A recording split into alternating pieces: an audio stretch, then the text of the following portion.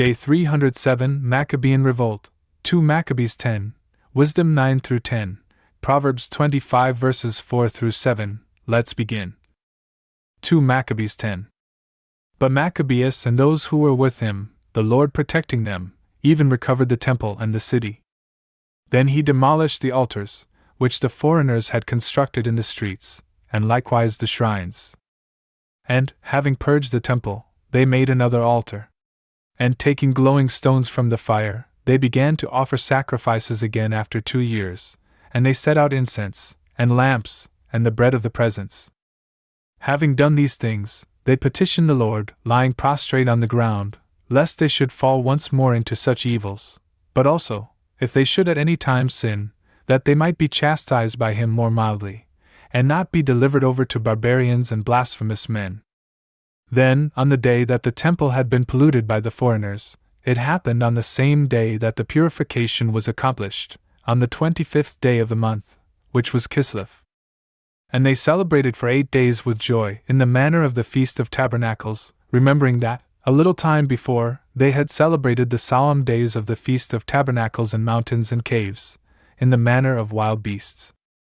Because of this, they now preferred to carry boughs and green branches and palms, for him who had prospered the cleansing of his place. And they decreed a common precept and decree, that all the people of the Jews should keep those days every year. Now certainly Antiochus, who was called Illustrious, held himself to be so at the passing of his life.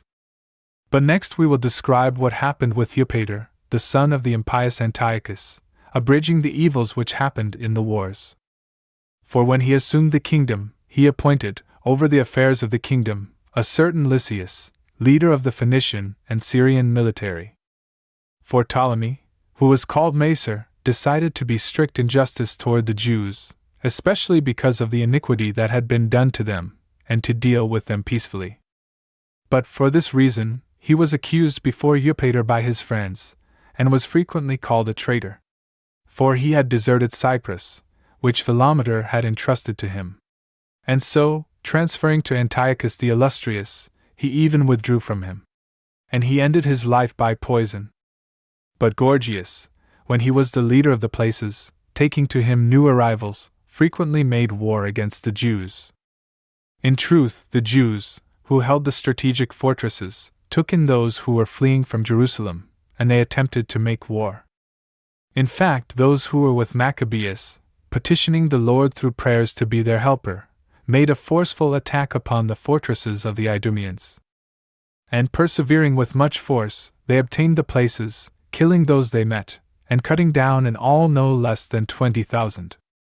Yet certain ones, when they had fled into 2 well-fortified towers, gave all appearance of fighting back.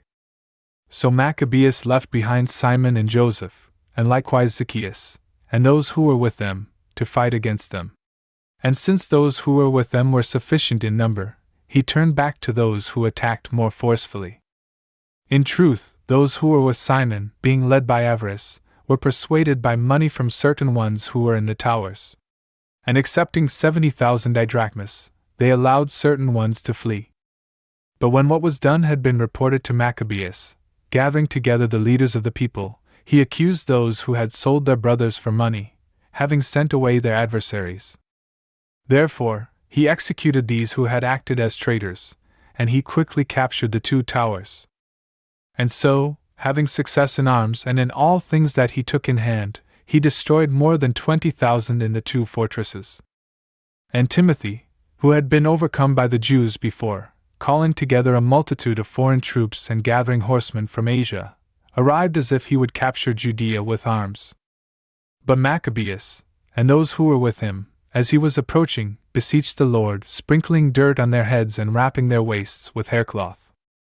And lying prostrate at the pedestal of the altar, they beseeched him to be forgiving to them, but to be an enemy to their enemies, and an adversary to their adversaries, just as the law says. And so, after prayer, taking up arms, they proceeded further from the city, and reaching close proximity to the enemies, they settled in. But, as soon as the sun rose, both sides joined battle, these ones having the guarantee of victory and success by the strength of the Lord, yet the others having courage as their leader in battle.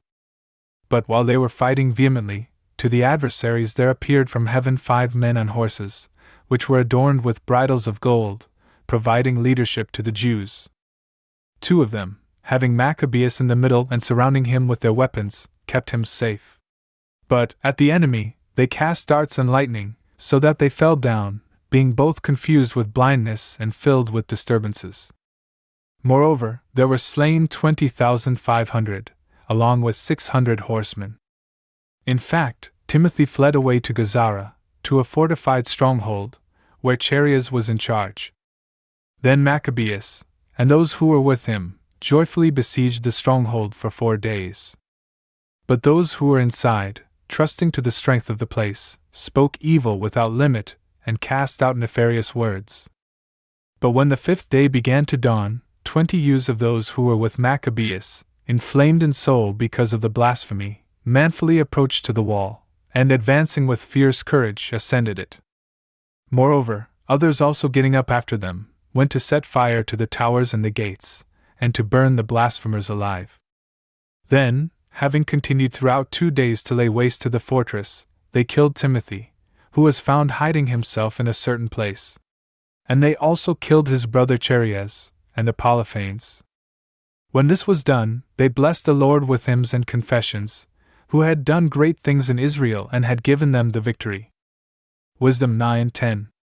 God of my fathers and Lord of mercy, who has made all things with your word, and by your wisdom has established man to have dominion over the creatures which have been made by you, so that he would order the world in equity and justice, and execute judgment with an upright heart. Give me wisdom, the handmaiden at your throne, and be unwilling to reject me from among your children. Because I am your servant, and the son of your handmaid, a weak man, and short-lived, with limited understanding of judgment and laws. And if someone were perfect among the sons of men, yet if your wisdom was taken away from him, he would be counted as nothing. You have chosen me to be a king of your people, and a judge of your sons and daughters. And you called me to construct a temple on your holy mount, and in the city of your dwelling, an altar in the likeness of your holy tabernacle, which you have prepared from the beginning. And with you is wisdom, who is familiar with your works, and who was nearby when you made the world, and who knows what is pleasing to your eyes, and who is guided by your teachings. Send her out of your holy heavens and from the throne of your majesty, so that she is with me and labors with me, and I will know what is acceptable with you. For she knows and understands all things, and will lead me soberly in my works, and will guard me by her power. And my works will be acceptable, and I will govern your people justly, and I will be worthy of the throne of my Father. For who among men can know the counsel of God? Or who can imagine the will of God? For the thoughts of mortals are timid, and our foresight is uncertain. For the corruptible body weighs down the soul, and this earthly dwelling presses many thoughts upon the mind. And we assess with difficulty the things that are of earth, and we discover with labor the things that are within our view. So who will search out the things that are in heaven? Moreover, who will know your mind, unless you give wisdom and send your Holy Spirit from on high? And in this way, those who are on earth are corrected in their path, and men learn the things that are pleasing to you. For by wisdom they are saved, who have pleased you, O Lord, from the beginning. This is he, who was formed first by God, the Father of the world, who was alone when created. She preserved him, and led him out of his offense, and gave him the power to maintain all things. After this, when the unjust man withdrew from her in his anger, he perished through anger by the murder of his brother. Because of this, when water destroyed the earth, wisdom healed it again, guiding the just by means of contemptible wood. Moreover, when the nations had conspired together to consent to wickedness, she knew the just, and preserved him without blame before God, and preserved his strength out of mercy for his sons.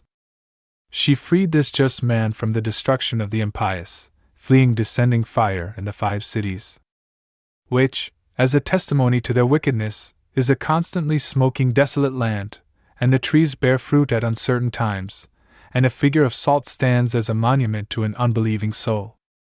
For, in disregarding wisdom, they are fallen, not so much in this, that they were ignorant of good, but that they bequeathed to men a memorial of their foolishness, so that, in the things in which they sinned, they were unable to escape notice. Yet wisdom has freed from sorrow those who are self-observant. She led the just man, this fugitive of his brother's wrath, by the right ways, and revealed to him the kingdom of God, and gave him the knowledge of holiness, honored him in his labors, and completed his labors. In the midst of encircling deceit, she flowed around him and made him honest. She guarded him from his enemies, and she defended him from seducers, and she gave him a strong conflict so that he might overcome, and might know that the power of all things is wisdom. She did not abandon the just man when he was sold, but freed him from sinners. She went down with him into the pit. And she did not abandon him in chains, while she brought him the scepter of the kingdom and power against those who oppressed him, and revealed them to be liars who had dishonored him, and gave him everlasting glory. She freed this just people and the blameless offspring from the nations that had oppressed them.